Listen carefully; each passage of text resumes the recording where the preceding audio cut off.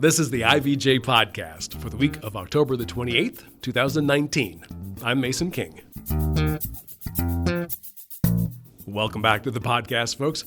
This week, our guest is local landscape and streetscape painter Justin Vining, who you can find outside on any given day at the intersection of art and commerce. You might refer to Vining as realist, and that's not just because his style hems pretty closely to the American regionalists. As much as he loves painting, he also wants to make a comfortable living. So he employs some tools that you wouldn't necessarily expect an artist to master. His muses include sales analytics. He collects hard data on all of his paintings and as many as 200 transactions per year, and then crunches the numbers to guide his artistic output and sales strategy. He also employs more traditional tactics for drumming up business. So we asked him to drop by the podcast studio to talk about his talent for working with figures. So Justin, thanks so much for joining us. Thank you. Excited to be here. Hey, let me start with a couple of open-ended questions, and then we'll kind of dial into specifics as we go. Why could it be in the best interest of an artist to also have the skills of a data analyst? Well, I think I am a walking testament to why that would be beneficial. You know, being a one-person band, I have to do all the components of my business, and helping me understand where people give me money for my product in this specific market has proven to be extremely beneficial. And so I think for artists that want to find success selling their work, I think understanding the data that actually drives the sales is really important.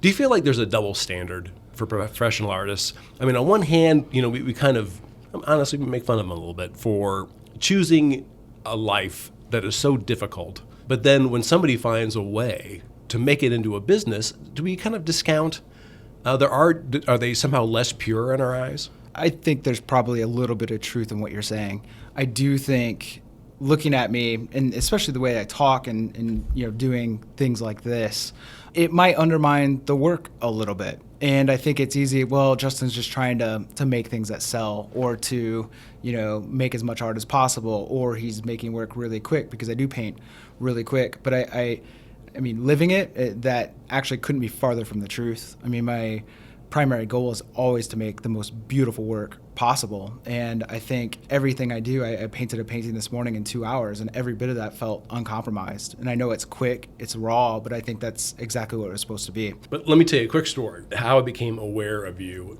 as an artist. And it's not going to be surprising. So it's about a month ago, and I'm leaving the building here on the Circle. It's about lunchtime. I look over, and there's a young guy who set up an easel and appears to be painting the Soldiers and Sailors Monument. The canvas is pretty tiny, like maybe a foot square. So I'm thinking, oh, maybe this guy is like a student. Maybe he's doing a study for a bigger picture.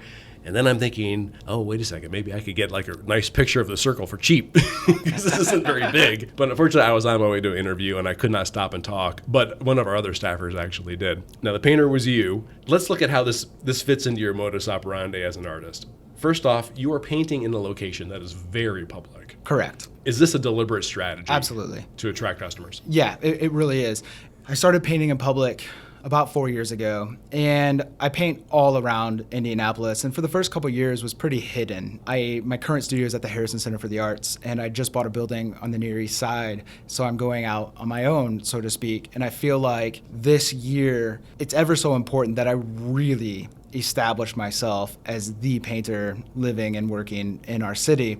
And what better way to do that than to go out almost every single day and paint somewhere in very visible locations, hand out as many business cards as possible, meet as many people as possible, and just share my story. How many times have you painted on the Circle, you think? This week? I don't know, in the last year. Yeah, I don't know, probably 20 or 30. And what's wild is I only post a fraction of what I paint. And I've painted pretty much every angle of every building, of every monument around the Circle, and within probably about a 2-block radius. Are there instances when you would actually sell what it is you're painting right there? Absolutely. There's an ATM right across from Starbucks, and I've walked people to that ATM and handed them wet paintings. That's outstanding. Now, also, that canvas, I'm guessing, was the 9x12. It is, yeah. Canvas.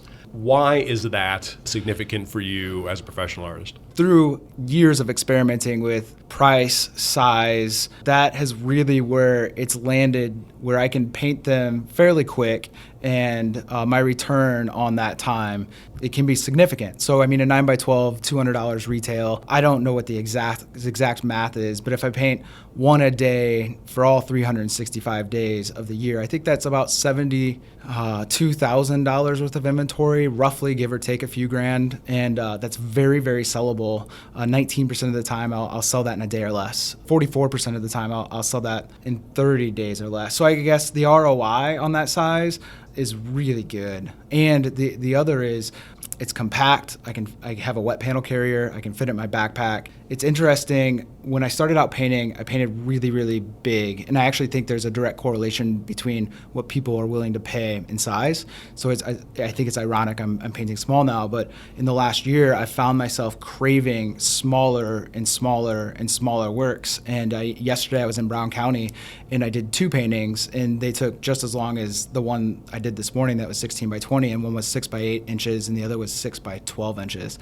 And so I'm just working a lot more intentional in a smaller space. And the data has told you that the 9x12 and maybe even smaller formats, in the end, make more sense financially. Well, I think in this specific market, absolutely. In Indianapolis, and part of that too is who am I trying to sell to? And I think different artists have different goals, and more established artists, their client base is probably entirely different than mine. But I think being a younger person in our city, one of the things that I really want to do, and I feel like, and I believe I am doing, is establishing a whole new patron base and appreciators of art. And a lot of the people I'm selling to have never even considered purchasing art. And I believe that, $200 to $300 and sometimes $400 price point, especially the $200 price point, a lot of people can afford that. Mm-hmm. Tell me if you think this is right. This is my theory, that the most persuasive factor in the decision to buy a piece of art is that the buyer feels some kind of connection to the work or to the artist. So is it in your best interest to paint subjects that people in this market are familiar with, and that then they have a story that I saw the artist paint that, or I know that artist? Yeah, I think that makes it easier. And I do buy into the idea that, especially for me on these smaller works, most of the time people are buying it not because of me, not because they're buying a signature, but they have some personal connection to the space. Now you mentioned if you made 365 Sure. 9x12s, maybe you end up with 72,000. Sure. Is that kind of ballpark what you expect to make in a year? The last 4 years, gross revenue, more than that sometimes,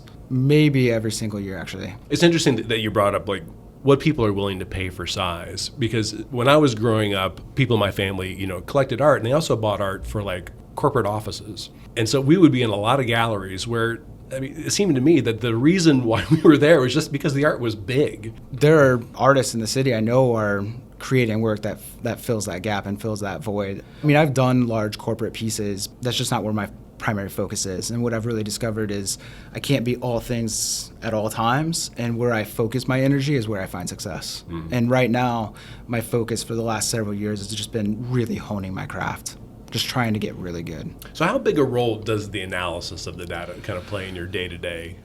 In day-to-day, little. I call it my hot sheet, and I only update that probably once a week.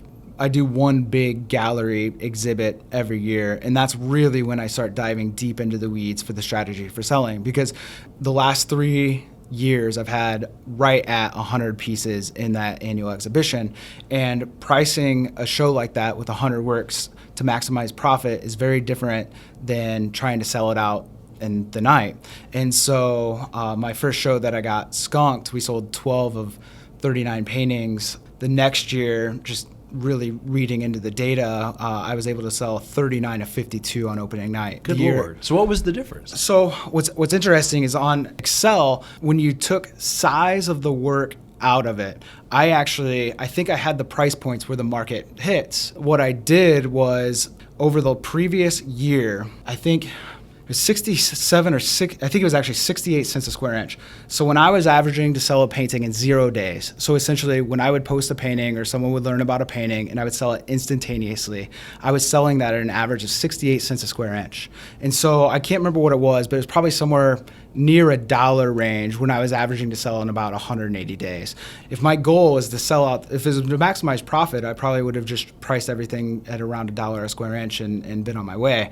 But to sell in a night, what I did is when I put the prices back into Microsoft Excel, I averaged the show out at 67 cents a square inch. And so what that did was it almost doubled the size of the piece at the price point. One of my collectors from Chicago actually gave me a little bit of pushback between the unsuccessful show and the successful show. He said I lowered my prices. And I guess, yeah, I think you could make that argument. But I think what I did was just way more strategic. I was just a lot more thoughtful in how I priced it and to where the market was actually going to find success selling the show. It sounds like part of what you're doing is inventory control. Yeah, I think that's a good way of looking at it. Like there's a price for getting paintings out the door quickly, and then there's a price for paintings that have to stick around for a while. Yeah, I will sell right around 200 paintings this year, and not all of them are created equal. I mean, some of them are, you could almost probably grade them like you could in school. I have A paintings, B paintings, C paintings. I hope I don't make D paintings. So like my A+ paintings, the ones where I get done, I just, sometimes you just get super lucky and the stars align and, things work out, and I price those completely differently, and I just sit on them. You mentioned, I think, the hot sheet. Yeah. What's on the hot sheet? Where the hot sheet actually came from was after law school, I had a job with Protus Global. My mentors there, Burt Miller and Mike Bitar, I was on Mike Bitar's team, and he had what he called a hot sheet. It was our previous business, past performance, leads. Part of it was forecasting. So like based upon past performance, comparing that to what is in the hopper right now, you can generally predict to close a certain percentage of revenue that month. When I quit Protus, I converted that hot sheet to my business. And so honestly, it's pretty crude. So I have like the title of the work, the size of the work, the medium, the substrate, the surface it's on, price of the work, the date it was created, the date it sold. Then I have square inches, average price per square inch. So right now I'm tracking at like $2.06 a square inch per conversion. So that's sort of like the basic formula for a painting in the hot sheet. Right. And these are the data points that you collect for everything that you do. Yeah. And so then underneath that, like I have how many days everything's been in inventory. The next tab is actually like all the paintings I've sold this year, so I know where I'm. The average number is taking me to sell. I have the average price per square inch. The tab after that, it's like my collector database, so it's everyone who's bought the painting. So I have all their emails, their address, their contact list. A portion of this too, I have hot leads and cold leads. If you shoot me an email, I have a portion in there where you put your name, your email, your contact, a little bit of description about what you're interested in. If I don't close that, typically within 3 to 6 months, I'll put that on a cold lead tab. And so my best example, I have a sale off the cold leads tab, was when the Super Bowl was in Indianapolis. I randomly painted a Boston skyline, and I went back and I just searched the word Boston. I had found one person who randomly lived in Texas that sent me something like, hey, if you ever do Boston, and then I sold them that painting. I have a separate tab that compares all my big solo exhibits. So now I've done 5 really major exhibits, and each one of those exhibits has several key bullet points about the show, like percentage of revenue to close, percentage of paintings to close, percentage unsold, percentage of revenue not realized. Do you track subject matter? I don't track subject matter, actually. If you had not done this, if you did not do any of this kind of work, at least the data analysis, how much do you think you would be making a year? I bet it would be similar. Just because people can't articulate the why or the how. I mean, I see very, very successful artists in our city that are having every bit of success as I am. They just don't understand it quite as much as I do. Mm-hmm. I think part of that goes to the root of what I think probably makes artists successful generally. And I think there's something deeper than all the analytic stuff. I think it's just the deep desire to succeed and the deep desire to want to do it more than anything else. And I think that type of passion is really what's necessary. And I feel like, people who have that, you either have it or you don't. And if you have it, you're going to figure all the stuff out, and you might not be able to articulate it. You might not be able to break it down like I do, but I believe you would get there, and I believe I would have gotten there. But this is just the way that you do it. I find comfort in the understanding. Let's take a quick break. We'll be right back with the IBJ Podcast. The IBJ Podcast is brought to you by Krieg DeVault, a trusted and dynamic law firm representing a wide variety of local, regional, and national clients. Committed to each other and to every client, Krieg DeVault prides itself on integrity, professionalism, respect, and excellence. Financial institutions, global manufacturers, national healthcare providers, and successful organizations of all sizes and market focus rely on Krieg DeVault to create innovative and successful business solutions. Connect today at www.kriegdevault.com. Okay, we're back with the IBJ podcast. We're with artist Justin Vining. Justin, let me look at your past. Let's look deep into your past and see what we can find. You graduated from Purdue in 2004 with a bachelor's degree in art education. Correct. And I believe a minor in art history. I did. Now, what were you planning on doing with that? I planned on being an art teacher, and I was an elementary art teacher for 3 years. At that point in my life, I probably thought that was it for me. But I can actually remember it was sometime within the first weeks of my first year of teaching. I can remember getting the benefits package, and one of the most depressing pieces of paper that I never expected to get was a salary forecast every year until I retired. And just looking at the slow progression of that growth, I found that completely demotivating. There was something incredibly depressing about that sheet of paper to me. I didn't really realize it in that moment, but I slowly started to discover that teaching probably wasn't the permanent solution for my career. How much did you start at? My first year was somewhere in the low 30s, probably 32,000 or something like that. Wow, and this is like 2004 or so? Yeah, it might have been 34. I can't remember. So you needed to take a different route, but in what seems to be sort of counterintuitive, you went to law school. Yeah, so my little brother was graduating undergrad in meteorology, and he decided he was going to go to law school. I always had political ambitions, and not national or even state level. I thought local level, being from smaller town Indiana, I thought it would be really cool to be like a mayor of a little town or, something like that. And so I was always super curious about the civic side of things. The other big component is I would say I'm also somewhat money motivated. I want to live a comfortable life. So law school, for those reasons, was appealing. And so my brother and I, we applied to 10 or 11 different schools all over the Midwest. We got into only 2 the same and ended up going to Valparaiso University. You guys kind of decided you wanted to go together. Totally, yeah. I learned a lot about my brother. We lived together for 3 years and worked together and took so many of the same classes together. I mean, that kid he's wicked smart. And he's a solo practitioner here in the city. He's been on his own for over 5 years now, and he's doing really well too.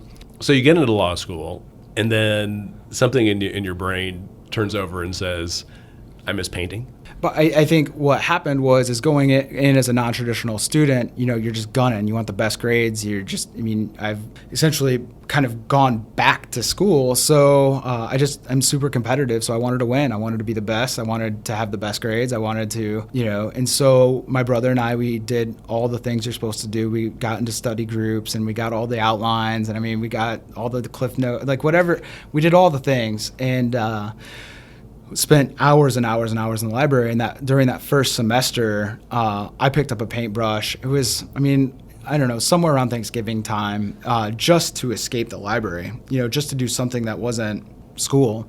And I ended up painting several paintings, 7 or 8, and I sold them all for $100 each. And that was about a 2-week turnaround. And then I was like, And so I hit repeat, and then I hit repeat, and then I hit repeat. And this was 2007 to 2010 when I was in law school.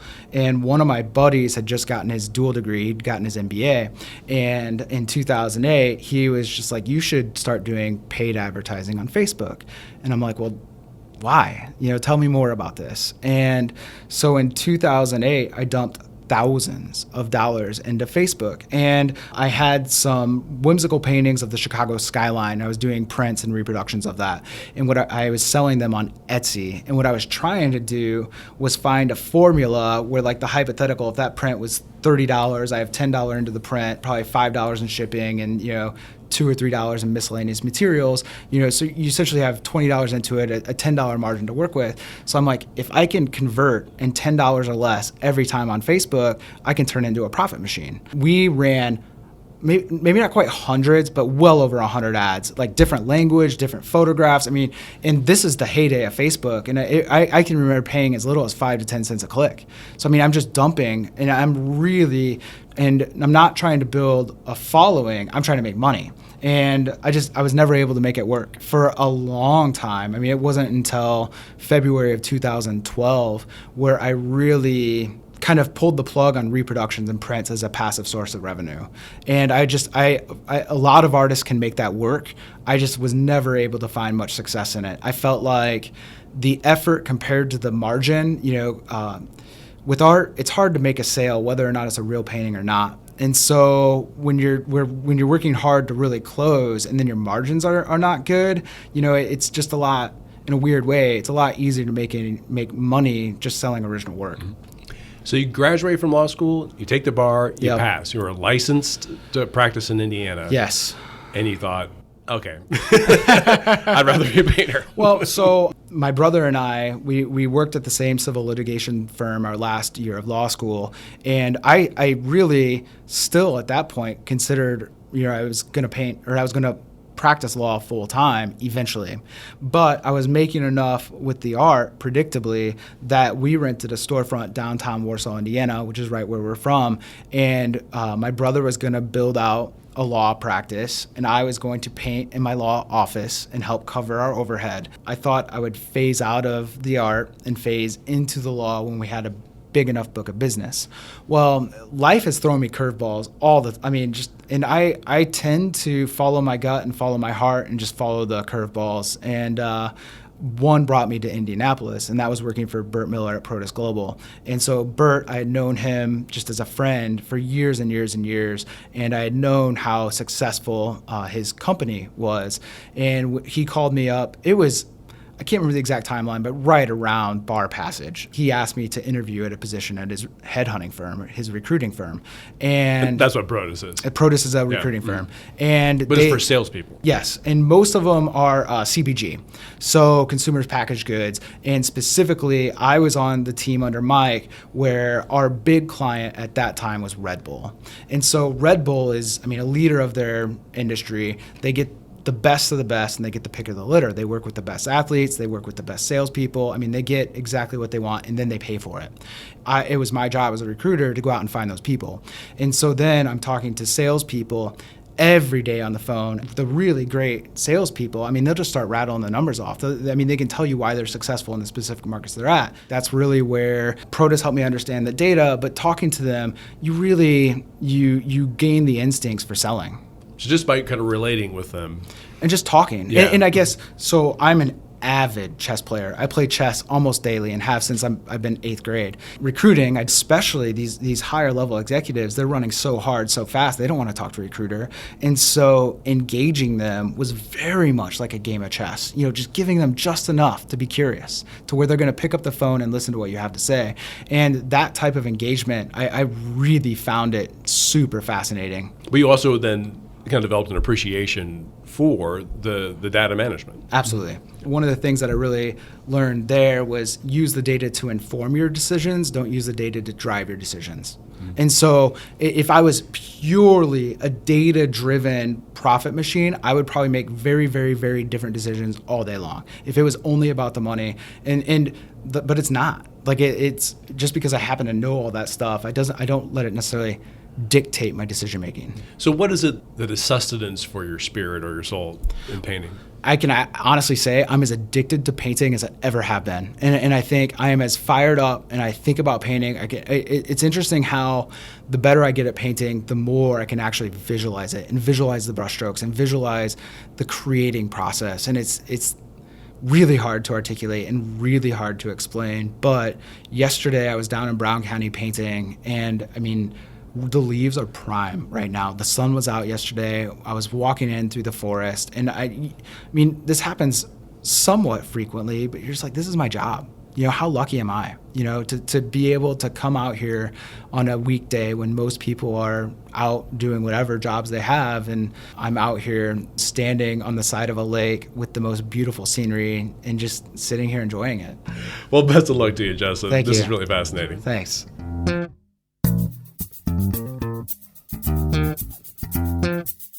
My thanks again to Justin Vining. You can find a profile of Justin by writer Sam Stahl on the IBJ website and on the cover of our October 18th issue. And there are a few stories I want to point out in the current issue of IBJ. Reporter John Russell takes a close look at the 15% rate increase that Duke Energy Indiana has proposed for its customers. There's been a lot of pushback from those who have tried to analyze the rationale for this rate hike from information Duke submitted to the state, and many have accused the utility of making it difficult to critique the financial case. Also in this week's issue, Anthony Shutley explores how universities in Indiana are playing matchmaker between angel investors and entrepreneurs and startups with ties to their schools. And Susan Orr details a lawsuit filed by J.P. Morgan Securities against one of its former Indianapolis financial advisors, alleging that he has been improperly soliciting clients to follow him to a new job with another investment firm. Again, you can find all these stories in the latest issue of IBJ, which of course you could have delivered to your home or office or online at ibj.com. And if you want full and unfettered access to all of IBJ's award-winning business content, just hit the subscribe button. Thanks again for making time this week for the IBJ podcast, which is edited by Leslie Weidenbenner. I'm Mason King, and we'll be back again next week.